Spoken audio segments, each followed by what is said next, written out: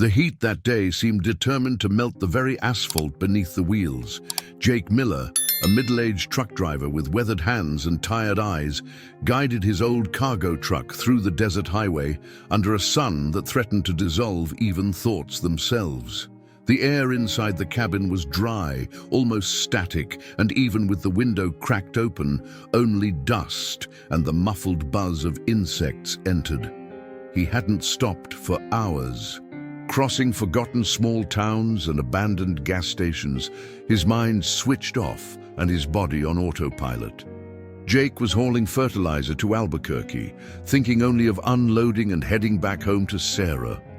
The road stretched endlessly before him, monotonous and unforgiving, without exciting curves or scenery worth a second glance, as if the asphalt itself had grown tired of existing.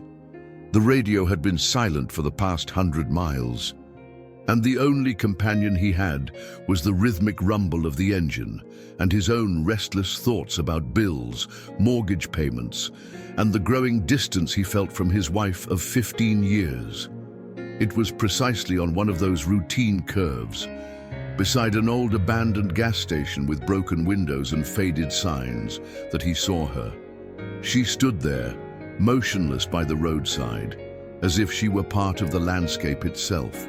A woman in her early 30s, wearing a long brown dress marked with dust and a tear on the side that revealed her leg when the occasional desert wind stirred. She carried 3 worn market bags and held a handkerchief against her face, as if trying to hide more than just the sweat. There was something in the way she remained standing there, not waiting for help, but resisting the very act of waiting, that made Jake brake without thinking much about it. The engine rumbled heavily as it came to a stop, and for an instant, the silence seemed louder than everything that had come before. The woman didn't move immediately. She lifted her eyes calmly and faced Jake without suspicion or pleading, just with a quiet firmness, like someone who expects nothing but doesn't refuse what comes. Emily Carter climbed into the cabin slowly, arranged her bags at her feet, and settled in with the kind of care that betrays someone accustomed to being a burden. Jake resumed the journey, and for a long time, the only sound filling the space was the hum of the wind and the tired engine. She stared straight ahead, as if counting the miles one by one, her green eyes reflecting a weariness that seemed older than her years. The desert landscape rolled past them in waves of heat and endless horizons. Cacti stood like silent sentinels, and the occasional roadkill reminded them of the harsh reality of this unforgiving place. Jake glanced at his passenger from time to time, noting the way she held herself with a dignity that seemed almost defiant against whatever circumstances had brought her to this desolate stretch of highway. After several minutes of comfortable silence, she spoke, her voice carrying a dry weight that matched the desert air around them. The words came without anger, like someone who had told that story many times but had never been truly heard. Since they arrested her brother, nobody stopped anymore, she said, her voice barely above a whisper, but carrying the weight of 1,000 rejections. Chapter 2: Shadows of the Past. If this story interests you, don't forget to subscribe to our channel and give it a like. Tell us from which city you're watching us. Let's continue.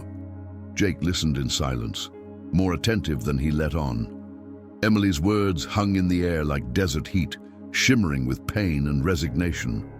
She told him about her brother Marcus, how he had gotten involved with cargo theft, and how during a police raid she had been taken along with him. They found nothing against her, but the newspapers, social media, and the neighborhood had already passed their judgment. Even after being cleared of all charges, she remained marked. The word accomplice had installed itself at her front door, in the grocery store where she used to work. In the prayers that no longer mentioned her name, the desert highway stretched before them like an endless ribbon of possibilities and regrets.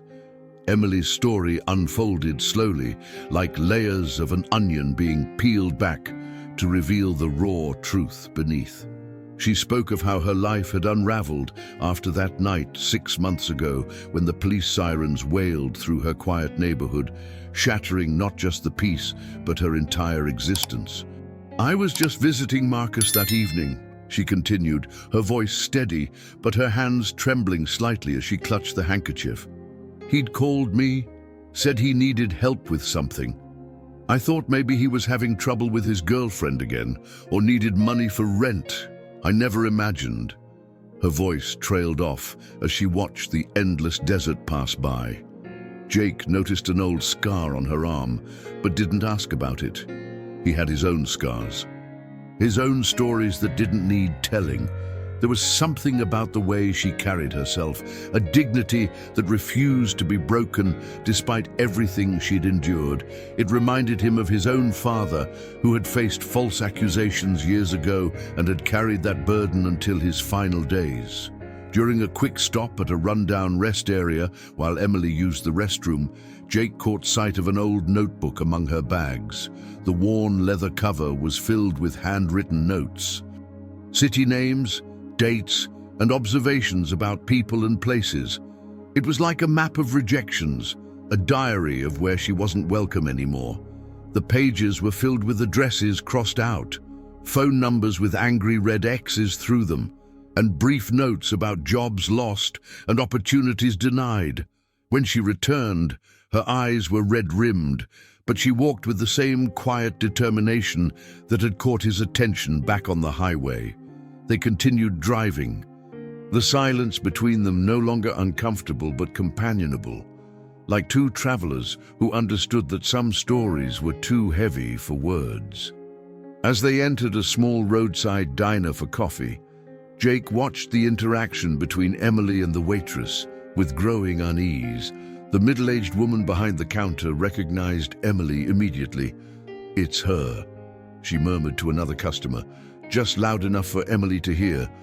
The whisper carried the weight of judgment and condemnation that had followed Emily from town to town.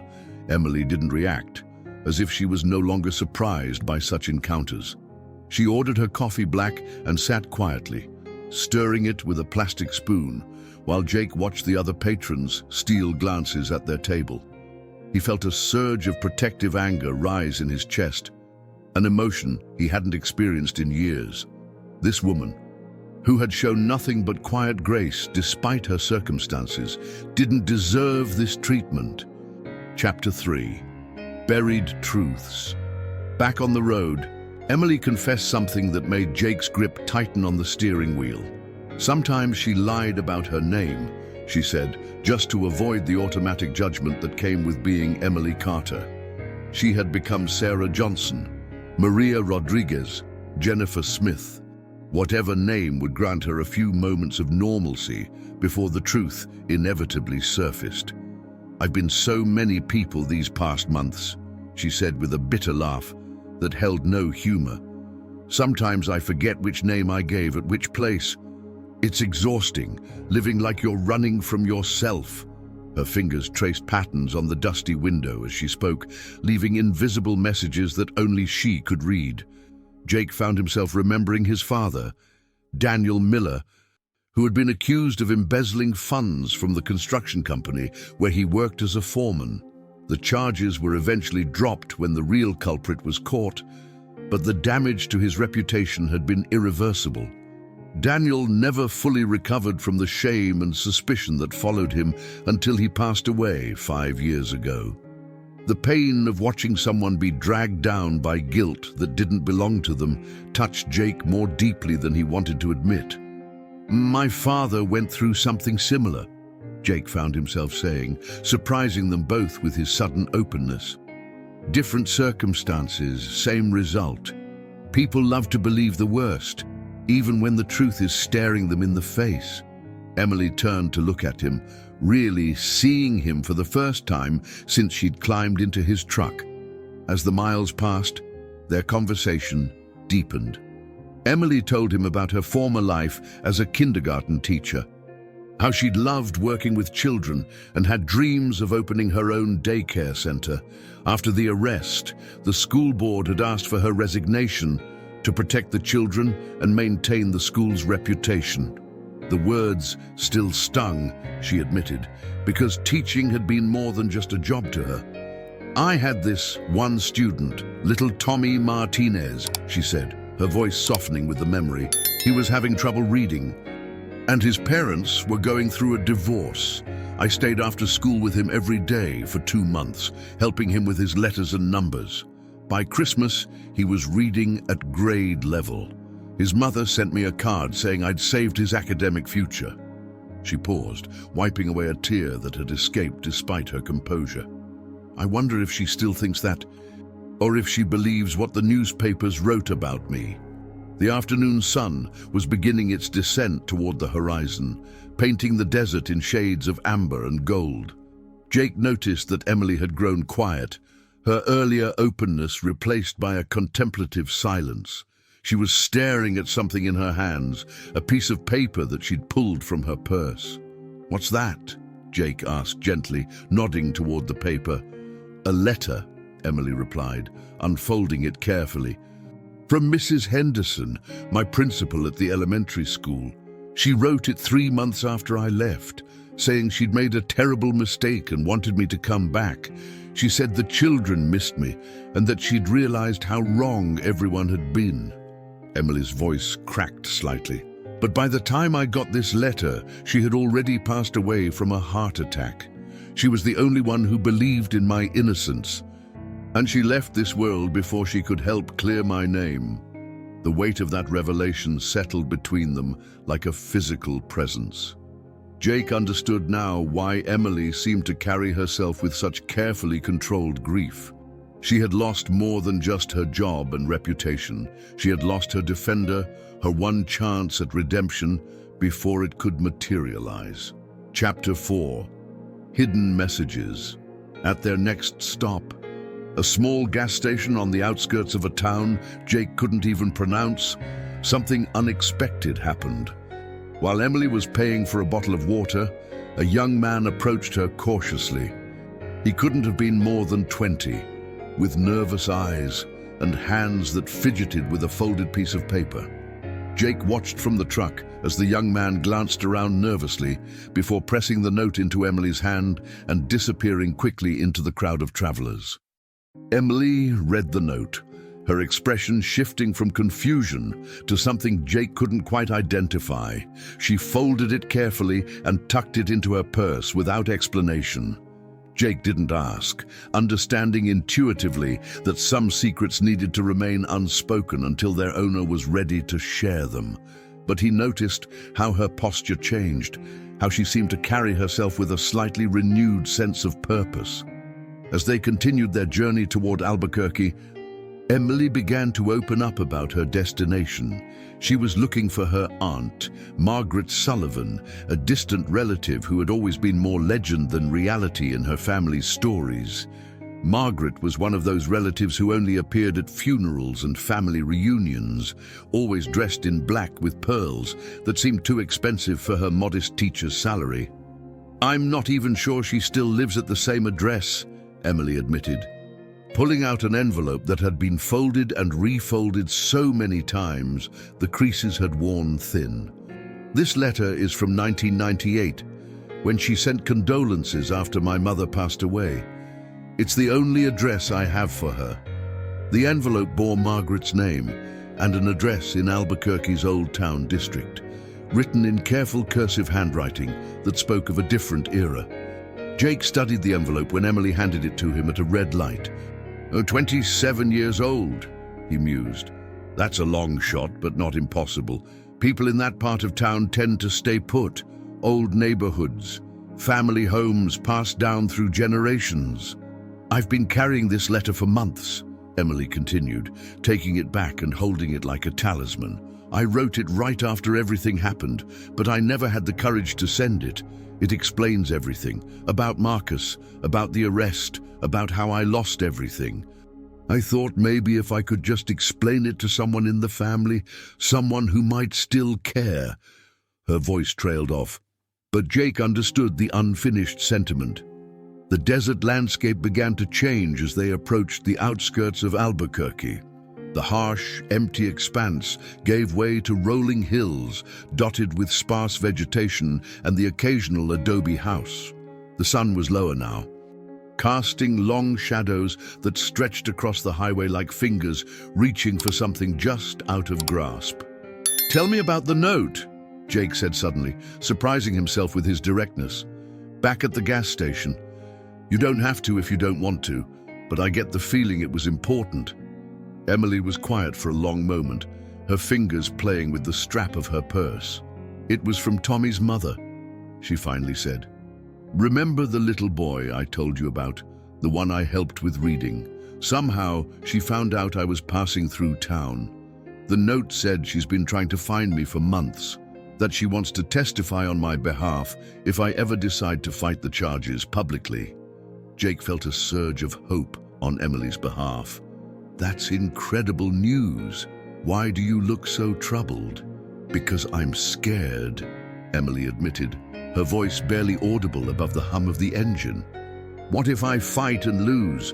What if going public just makes everything worse? Right now, I can still disappear, start over somewhere new. But if I make a stand and it backfires..."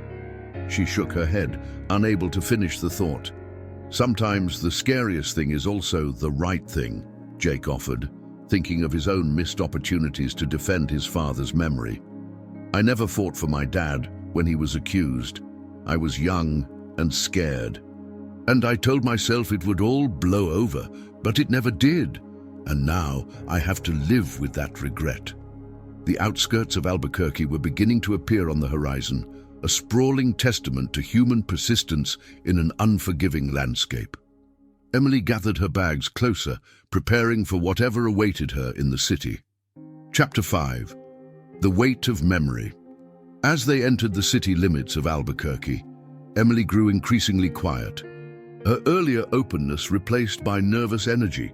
She kept checking and rechecking the address on the old envelope, as if the words might change or disappear entirely. Jake noticed her hands were trembling slightly as she smoothed down her dusty dress and tried to tame her wind-blown hair. During their last stop before reaching the Old Town District, Jake made a discovery that would change everything. While Emily was in the restroom of a small convenience store, he was cleaning out the cab when something caught his eye. Wedged between the seat cushions was an old photograph, creased and faded with age. It showed 3 children standing barefoot in front of a modest adobe house, their arms around each other's shoulders, gap-toothed smiles beaming at the camera. Jake recognized Emily immediately as the middle child, probably around 8 years old, her green eyes bright with innocence and hope. On one side stood a boy who must have been Marcus, taller and protective, his hand resting on Emily's shoulder. But it was the third child that made Jake's breath catch in his throat. A girl, slightly older than Emily, with the same green eyes and determined chin. On the back of the photograph, written in faded blue ink, was a phone number and 3 names: Emily, Marcus, and Maggie. Summer, 1999. When Emily returned to the truck, Jake was still staring at the photograph. She stopped short when she saw what he was holding, her face going pale. "Where did you find that?" she whispered, reaching for the picture with shaking hands. "It was stuck between the seats," Jake said gently. "Emily, who is Maggie?" Emily's composure finally cracked. Tears she had been holding back for months began to flow freely as she clutched the photograph to her chest. "Maggie was my sister," she sobbed. "Under my twin sister. She passed away in a car accident 3 years ago. That phone number on the back, it was hers." Jake felt the pieces of Emily's story rearranging themselves in his mind. "Emily, what aren't you telling me about why you're really going to find your aunt?" Through her tears, Emily began to reveal the truth she had been carrying alone. "Maggie was the one who was supposed to testify for me. She was with me the night Marcus was arrested. She saw everything, could prove I had nothing to do with his illegal activities. But 2 weeks before the trial, she was killed in that accident. And with her went my only alibi, my only witness." The weight of this revelation settled over Jake like a heavy blanket. Emily hadn't just lost her reputation and her job, she had lost her twin sister, her best friend, and her only hope for vindication, all in the span of a few months. No wonder she carried herself with such carefully controlled grief. "But there's more," Emily continued, her voice gaining strength. Before she passed, Maggie had been investigating Marcus's associates on her own. She was a journalist, you see, and she had uncovered something about the real organizers of the cargo theft ring. She had evidence that could have cleared both Marcus and me, but it was all lost in the accident. Jake started the truck's engine, but didn't put it in gear yet. What kind of evidence? Photographs, documents, recorded conversations. Maggie had discovered that Marcus was being set up as a fall guy by someone higher up in the organization. She was supposed to present everything to the police the week after the accident. Emily wiped her eyes with the back of her hand. "That's why I'm really going to find Aunt Margaret. Maggie told me that if anything ever happened to her, I should find Margaret. She said our aunt knew more about our family's history than she ever let on." The photograph in Emily's hands seemed to glow in the late afternoon sunlight streaming through the windshield.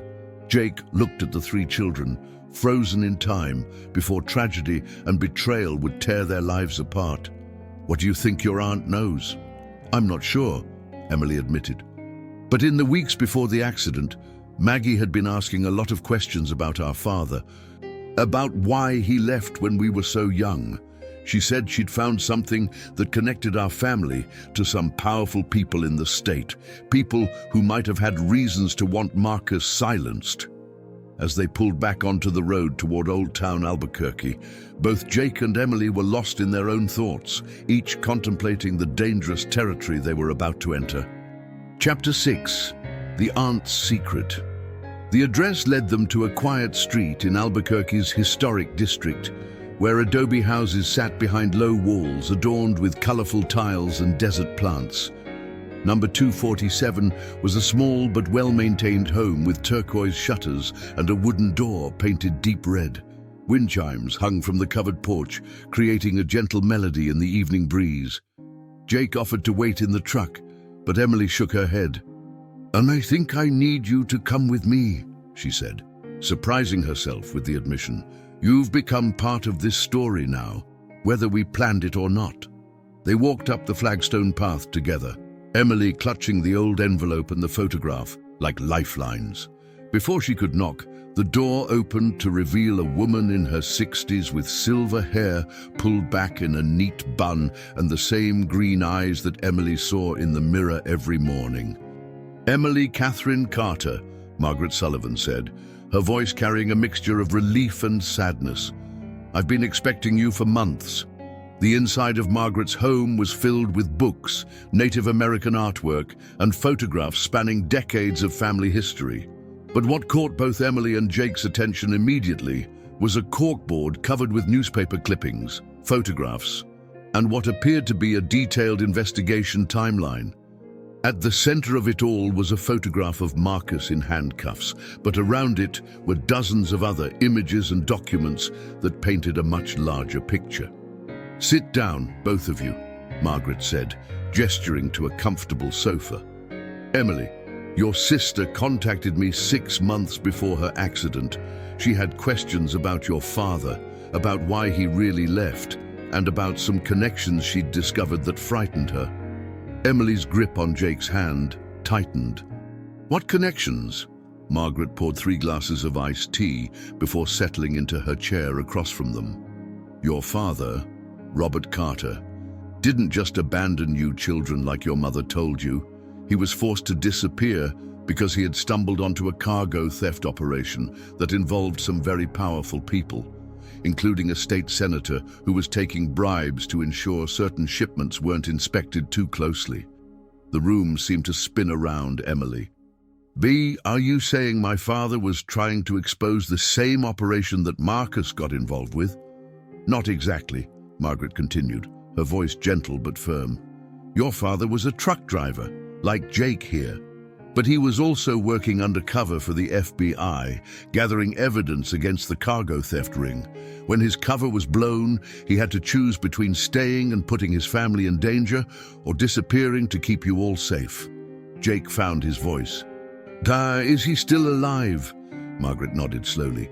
Robert has been living under a new identity in Oregon for the past 25 years, working as a park ranger and waiting for the day when it would be safe to contact his children.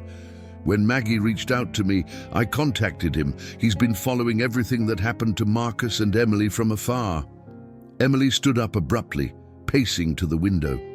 So my father is alive, my brother was set up, and my sister discovered the truth before she... Her voice broke as the implications hit her. Emily, Margaret said softly, Maggie's accident wasn't an accident. The evidence she had gathered was stolen from her car before the police arrived at the scene, but she was smart.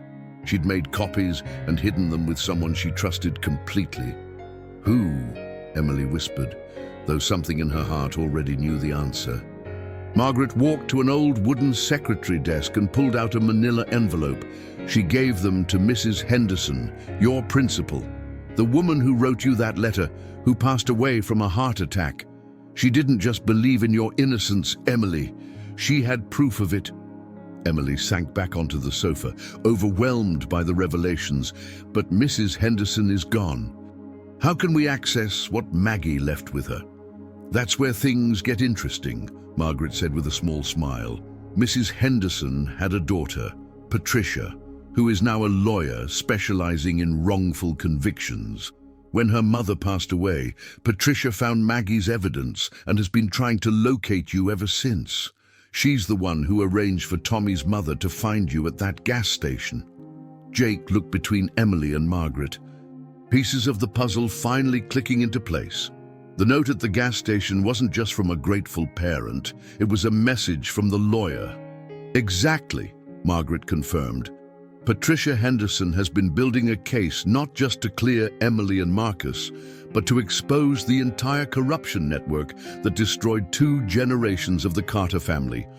She's been waiting for Emily to surface so they could move forward together. Emily pulled out her phone with shaking hands. I need to call her. Tonight. I can't wait another day to start fighting back.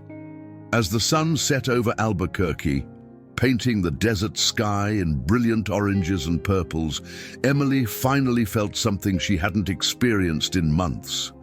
Hope mixed with righteous anger and the strength that comes from knowing you're not fighting alone. Chapter 7. The Road Home. 3 months later, Jake Miller drove through the same desert highway where he had first encountered Emily Carter, but everything had changed.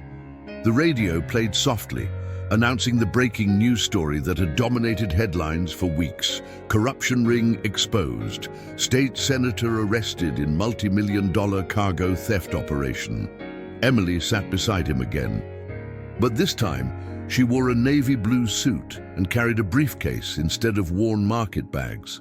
Her testimony, combined with Maggie's evidence and Patricia Henderson's legal expertise, had brought down an entire network of corruption that had operated for decades. Marcus had been exonerated and released, and Emily had not only cleared her name, but become a symbol of perseverance against injustice. I still can't believe it's over, Emily said, watching the familiar landscape roll by. Sometimes I wake up thinking it's all been a dream. Jake smiled, remembering the broken woman he had picked up on this same stretch of road. You fought for the truth, and the truth won. That's not a dream, that's justice.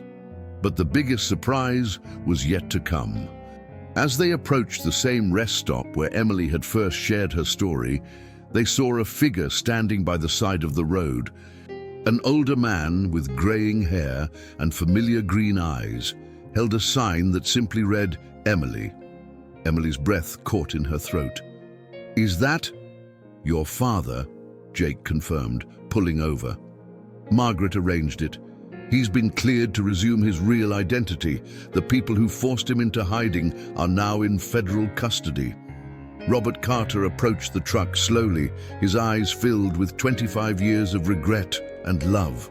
When Emily stepped out, father and daughter stood facing each other for a moment that seemed to stretch across all the lost years between them. "I'm sorry I couldn't be there," Robert said, his voice breaking. "Every day I wanted to come back, to explain, to hold you and Marcus, and tell you that leaving was the hardest thing I ever did." Emily fell into her father's arms, years of abandonment and anger melting away in the desert heat. "I understand now," she whispered. "You were protecting us the only way you could." Jake watched the reunion from beside his truck, feeling a deep satisfaction that went beyond mere witness to their story. He had played a small part in bringing this family back together, and that knowledge would stay with him forever. As the sun began to set, painting the sky in familiar shades of orange and gold, Emily walked back to Jake with tears of joy on her face. "I don't know how to thank you for everything you've done." "You don't need to thank me," Jake replied. "Sometimes we're just in the right place at the right time to help someone find their way home." Emily hugged him tightly. "You saved more than my life that day. You saved my faith in humanity." 6 months later, Emily had returned to teaching, this time at a school in Oregon where she could be close to her father. Marcus had started a foundation to help others who'd been wrongfully accused, using his experience to provide support and resources for families facing similar injustices. And Jake continued driving his routes across the American Southwest, but now he stopped more often to help stranded travelers, knowing that everyone has a story worth hearing. The desert highway stretched endlessly before and behind them, a ribbon of possibilities where strangers could become family and broken lives could be mended by the simple act of one person choosing to care about another. Fim da Historia. Dear listeners, we hope that Emily and Jake's story has moved you deeply. Their journey reminds us that sometimes the most important destinations aren't marked on any map, but found in the connections we make with fellow travelers along the way. If this story touched your heart, please don't forget to subscribe to our channel and give this video a thumbs up. Tell us in the comments from which city you're joining us today, and share a story about a time when a stranger changed your life. Every day we bring you unique stories that explore the complexity of human relationships and the power of second chances. Don't miss our upcoming content, where we'll continue to explore the extraordinary stories hidden in ordinary moments. We're waiting for you in the comments section.